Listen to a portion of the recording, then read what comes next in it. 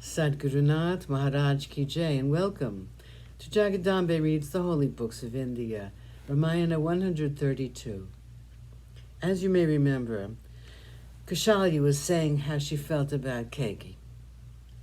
I only wish to ask a favor of her. If only she will be good enough to send me where Rama is, she will be the kindest person I've ever known. Or else, why should I wait for her to send me? Accompanied by Sumitra, I will go myself to the forest. I will stay there since I have nothing to live for in Ayodhya.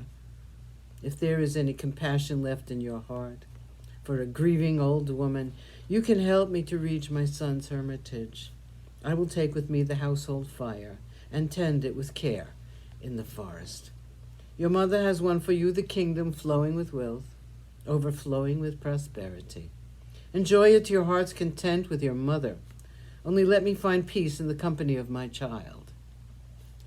Kaushalya's words were sharp and hurting, and to Bharata it was like a needle probing a wound which was still bleeding. He was sinless, and he suffered under the lashing. He could not bear it, and he fell senseless on the floor. He recovered, and then he prostrated before her, and he clasped her feet in his hands. His tears washed them, and he stood up.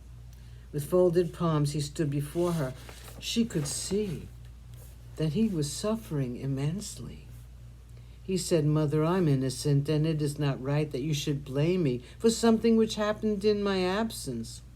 You know only too well my devotion to Rama. He is like a god to me, and I worship him. A great and noble soul is Rama, and to him truth is the only religion to be followed. He has been sent to the forest. But, Mother, do not even for a moment think that I had been party to this dreadful act of my mother's. If I really had done it, then all the punishments which are described in the Vedas will be meted out to me.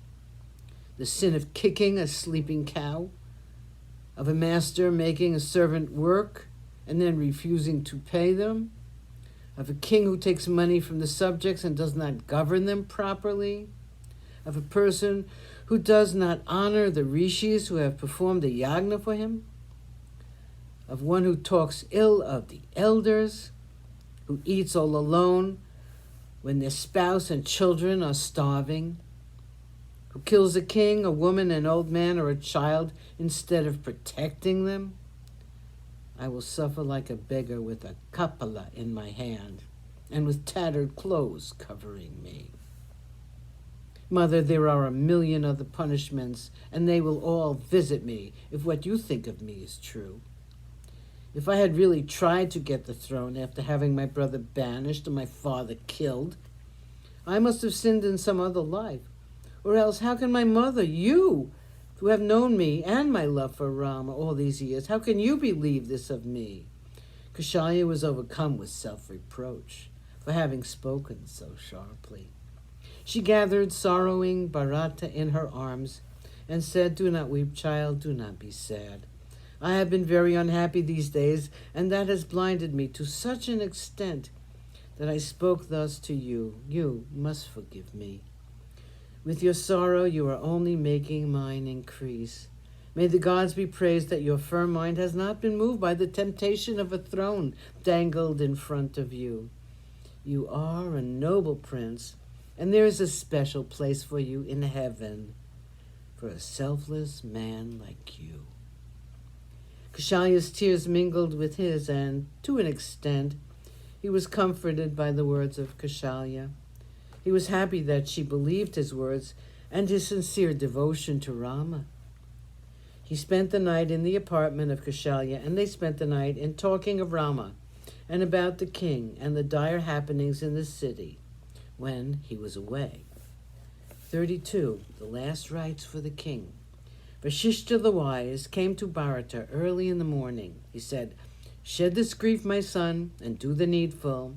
We have taken great care to preserve the earthly remains of your father. You must now perform the last rites, considering that Rama, the eldest, who should have been the one doing it, is absent in the forest. Sadgurunath Maharaj Ki Jai. Thank you for coming. I hope you come again.